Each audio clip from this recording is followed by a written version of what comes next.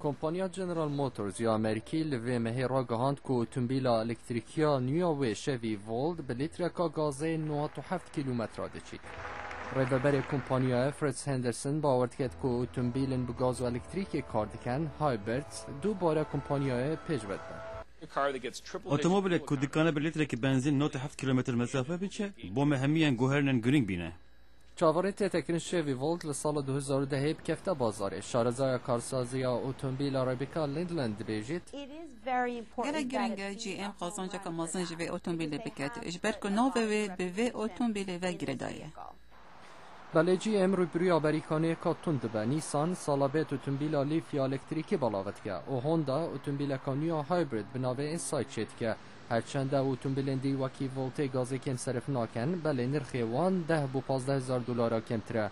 ولت هر وحال نافولات روبروی آمریکانی به کودا کمپانیا کانویا لکالورادو اتومبیل که چتکه کدشید بخیرای 130 کیلومتر دمجمه که داو به گاز دوریا 160 کیلومتر بچید و کمپانیای 45 میلیون دلار لپارن حکومت ورگتن جبو دست بکر نابر همینانه. فرماندار کولورادو بیل ریتر یک بوجی کسن براهیه که اتومبیلا کودا تعقیب کرد. اف کمپانیا یک کولورادو که وزارت انرژی دراو دین پیدا کریه. اف نشان داده که حکومت به یک باوره.